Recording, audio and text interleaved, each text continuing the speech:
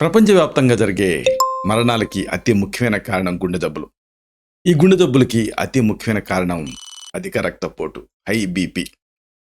ఈ హై బీపీకి ఎలా good bye చెప్పాలి, ఇది ఈ వీడియోలో మనం తెలుసుకోబోతున్నాం. దీనికి సంబంధించిన అద్భుతమైన ఆయుర్వేద ఇంటి వైద్యాల్ని తెలుసుకుందాం.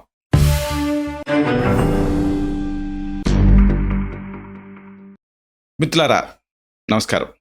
నేను మీ డాక్టర్ చిరుమామిళ్ళ మురళీ మనోహర్. ఈ వీడియోలో మనం తెలుసుకోబోయేది చాలా ముఖ్యమైనది. ఇంతకు ముందు కాలంలో కేవలం పెద్దవాళ్ళని మాత్రమే అటాక్ చేసేటటువంటి ఈ సమస్య ఈ రోజుల్లో నడి వయస్కుల్ని, ఇంకా ముఖ్యంగా యంగ్స్టర్స్ని కూడా అటాక్ చేస్తుంది. కాబట్టి ప్రతి వాళ్ళకి ఈ అధిక రక్తపోటును తగ్గించుకునేటటువంటి పద్ధతులు తెలియాలి, ముఖ్యంగా ఇంటి వైద్యాలు. వీటిని ఈ వీడియోలో మనం తెలుసుకోబోతున్నాం.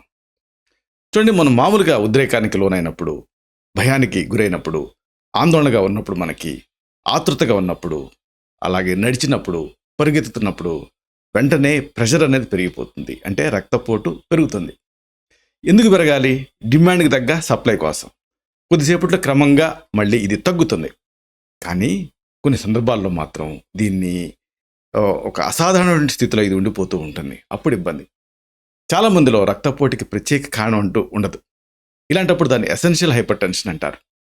కొన్ని సందర్భాల్లో వంశపారపర్యంగా ఇది నడుస్తూ ఉంటుంది.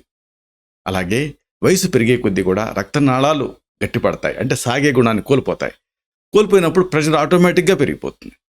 కొంతమందిలో ఆ మూత్రపిండాల సమస్యలు ఇలాంటివి ఉన్నప్పుడు అప్పుడు కూడా సెకండరీ హైపర్ టెన్షన్ వచ్చేటువంటి అవకాశం ఉంటుంది. కొన్ని సందర్భాల్లో వేరే జబ్బుల కోసం ఏదన్నా పరీక్ష చేసేటప్పుడు ఆ పరీక్షలో భాగంగా ఈ సమస్య బయటపడుతూ ఉంటుంది. మామూలుగా తెలియదు. అందుకే దీన్ని సైలెంట్ కిల్లర్ అంటారు.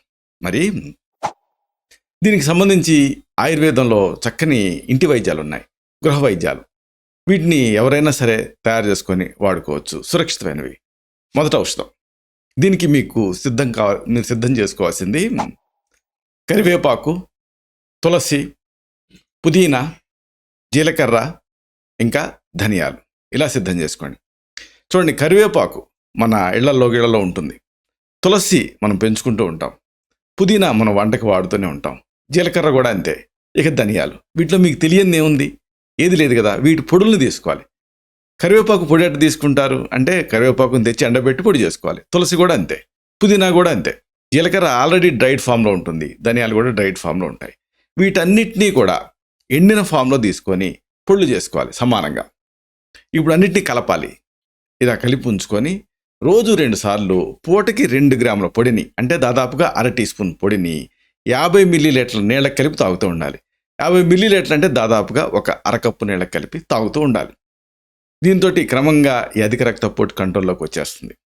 అలాగే ఇంకొక అద్భుతమైన వైద్యం, ముఖ్యంగా గుండె ఏదన్నా ఇన్వాల్వ్ అయినప్పుడు, అలాంటి సందర్భంలో రక్తపోటు ఉంటే అప్పుడు ఇది పనిచేస్తుంది. ఈ వైద్యానికి మీకు కావాల్సిన పదార్థాలు: మద్ది చెక్క, దీన్ని తెల్ల మద్ది, ఏరు మద్ది అని కూడా అంటారు. అలాగే ఉసిరి, ఇంకా పటిక బెల్లం. ఇలా సిద్ధం చేసుకోండి. మద్ది చెక్క, ఈ మద్ది చెక్క మీకు ఆయుర్వేద మూలికల అంగళ్ళలో దొరుకుతుంది. ఉసిరి, పటిక బెల్లం, వీటి పొడులను తీసుకోండి. ఇక్కడ కూడా మళ్ళీ ఉసిరి అంటే ఏంటి అంటే ఫ్రెష్ కాకుండా ఫ్రెష్ని తెచ్చుకొని ఆ కండ భాగాన్ని చెక్కి ఎండబెట్టి పొడి చేసుకోవాలి. మద్ది చెక్క పొడి, ఉసిరి పొడి, పటిక బెల్లం పొడి అన్నిటినీ సమానంగా కలిపి ఉంచుకోండి. రోజు 2 పూట్ల కూడా పూటకి 2 నుంచి 5 గ్రాములు, అంటే 1/2 టీ స్పూన్ నుంచి 1 టీ స్పూన్ వరకు ఈ పొడిని 60 మిల్లీలీటర్ల నీళ్ళకి, అంటే దాదాపుగా ఒక అరకప్పు నీళ్ళకి కలిపి తాగేస్తూ ఉండండి. ఇలా రెగ్యులర్గా చేస్తూ ఉంటే రక్తపోటు కంట్రోల్లోకి వచ్చేస్తుంది.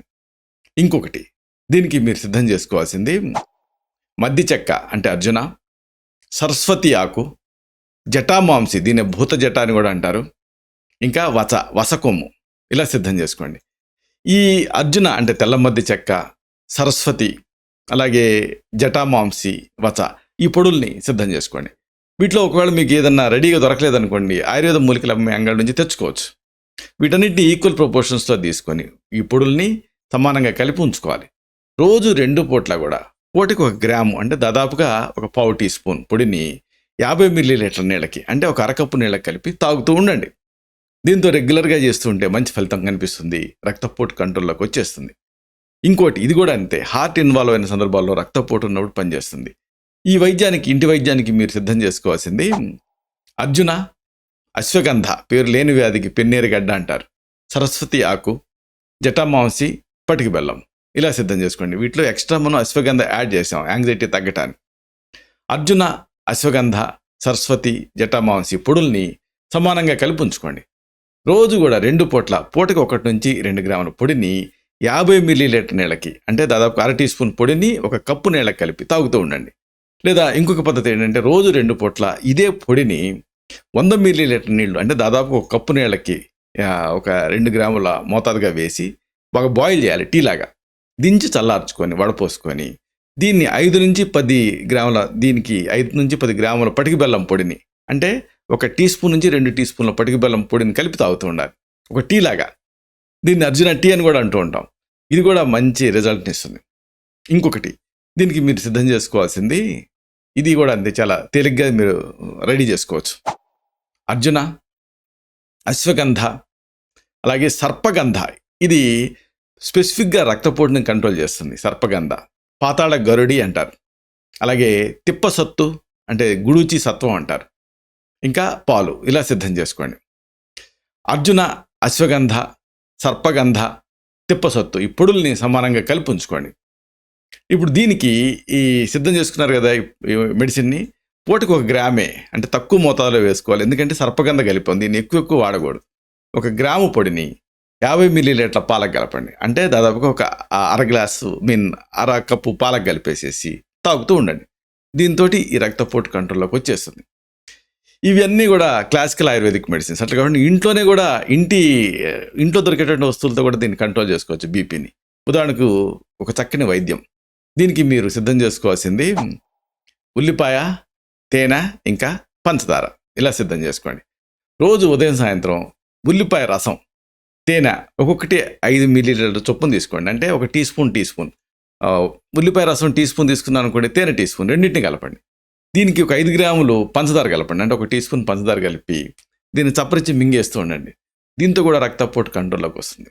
మరొక మంచి ఇంటి వైద్యం ఇది. అంతే, మీ వంటింట్లో అన్నీ మీకు దొరుకుతాయి సిద్ధంగా. నిమ్మరసం, అల్లం, ధనియాలు, ఇంకా తేనె ఇలా సిద్ధం చేసుకోండి. రోజు 1 లేదా 2 సార్లు 100 మిల్లీలీటర్ల నీళ్ళకి, అంటే దాదాపు 1 కప్పు నీళ్ళకి అరబద్ద నిమ్మరసాన్ని, 10 మిల్లీలీటర్ల అల్లం రసాన్ని, అంటే 2 టీ స్పూన్ల అల్లం రసాన్ని, 10 మిల్లీలీటర్ల ధనియాల రసాన్ని, అంటే 2 టీ స్పూన్ల ధనియాల రసం. ధనియాల రసం ఎట్లా సిద్ధం చేసుకుంటారు? నీళ్ళేసి బాగా మెత్తగా పొడి చేసి పిండితే ధనియాల రసం వస్తుంది. లేదా కొత్తిమీర రసం కూడా వాడచ్చు. అలాగే 10 మిల్లీలీటర్ల తేనె, అంటే 2 టీ స్పూన్ల తేనె కలిపి తీసుకుంటూ ఉండాలి. మరొకసారి రోజు 1-2 సార్లు 100 మిల్లీలీటర్ల నీళ్ళకి, అంటే 1 కప్పు నీళ్ళకి అరబద్ద నిమ్మరసాన్ని, 10 మిల్లీలీటర్లు, అంటే 2 టీ స్పూన్ల అల్లం రసాన్ని, 10 మిల్లీలీటర్ల ధనియాల రసాన్ని, అంటే 2 టీ స్పూన్ల ధనియాల రసాన్ని, 10 మిల్లీలీటర్ల తేనెని, అంటే 2 టీ స్పూన్ల తేనెని కలిపేసేసి తీసుకుంటూ ఉండండి. ఇంకొక మంచి ఇంటి వైద్యం మీరు సిద్ధం చేసుకోవాల్సింది బీట్రూట్, ఇంకా తేనె. ఇంతే. రోజు 2 పూట్ల కూడా పూటకి 30 మిల్లీలీటర్ల బీట్రూట్ రసాన్ని, అంటే 2 టేబుల్ స్పూన్ల బీట్రూట్ రసానికి 1 చెంచాడు, అంటే 5 మిల్లీలీటర్ల తేనె కలపండి. అలాగా తీసేసుకుంటూ ఉండండి. దీంతో కూడా ఈ రక్తపోటు కంట్రోల్లోకి వచ్చేస్తుంది. ఇక అతి హెడ్ రెమెడీ అని చెప్పుకోవాల్సింది ఒక మంచిది ఉంది. ఇదే పెరుగు, ఇంకా వెల్లుల్లి ఇలా సిద్ధం చేసుకోండి. వెల్లుల్లిని కొన్ని ప్రాంతాల్లో చిన్న ఉల్లి అంటూ ఉంటారు, తెల్లుల్లి అని కూడా అంటూ ఉంటారు. అయితే గార్లిక్ ఇది. రోజు ఒకసారి 10 నుంచి 30 మిల్లీలీటర్ల తీయటి పెరుగుకి, అంటే దాదాపుగా 1/4 కప్పు తీయటి పెరుగుకి 2 లేదా 3 వెల్లుల్లి గర్భాలను నలగొట్టి వేసి 2 గంటలు నానబెట్టి ఆ మొత్తం తినేయండి. అంటే పెరుగు తినాలి, వెల్లుల్లి తినాలి. దీంతో రక్తపోటు కంట్రోల్లోకి వచ్చేస్తుంది. ఇంకొక ఆసక్తికరమైన వైద్యం మీరు సిద్ధం చేసుకోవాల్సింది ఒకే ఒక పదార్థం. ఇదే మెంతులు. రోజు రాత్రిపూట 100 మిల్లీలీటర్ల నీళ్ళకి, అంటే దాదాపు 1 కప్పు నీళ్ళకి 5 గ్రాముల మెంతుల్ని వేయండి. అంటే 1 టీ స్పూన్ మెంతులు వేయండి. ఉదయం వడపోసుకొని ఆ నీళ్ళని తాగండి.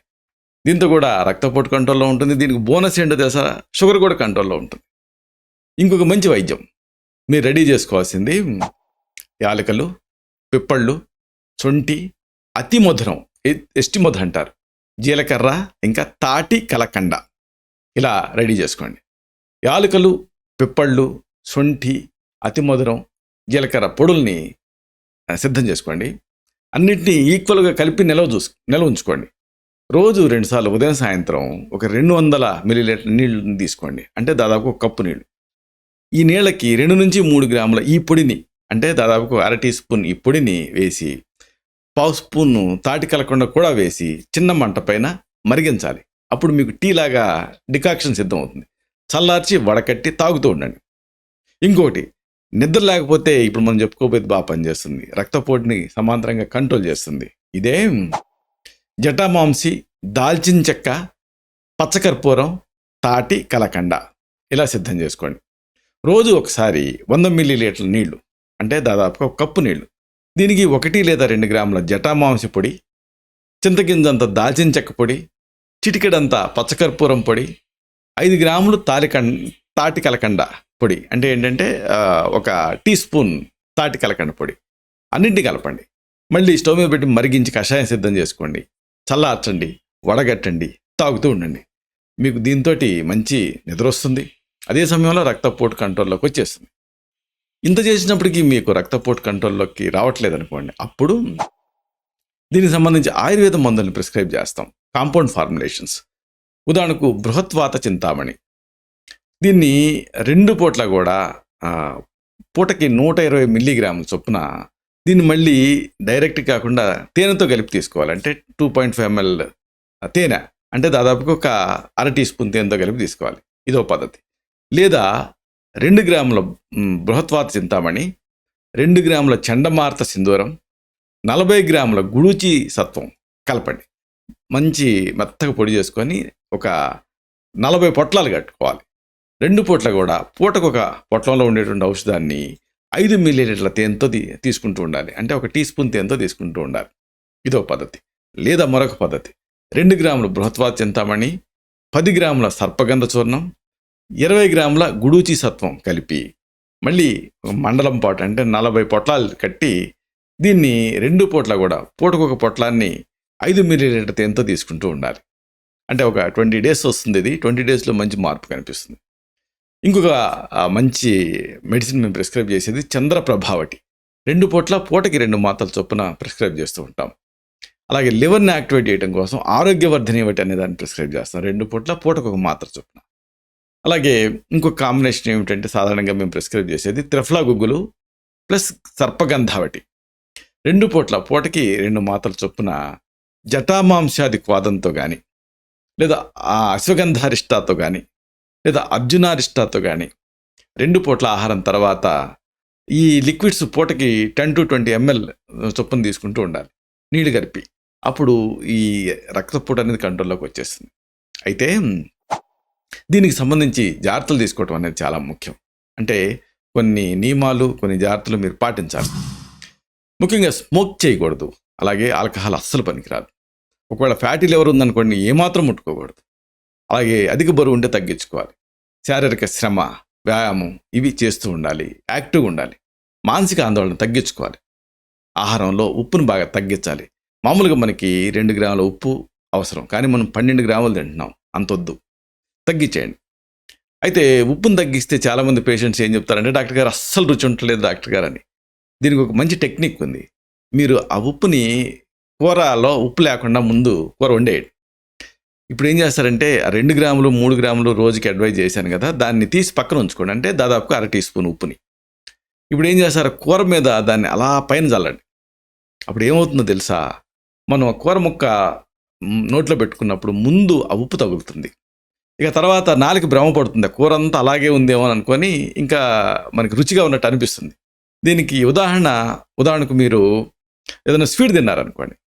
స్వీట్ తిన్న తర్వాత మీరు పంచదార కలిపిన కాఫీ కానీ టీ కానీ తాగారనుకోండి, చప్పగా అనిపిస్తుంది.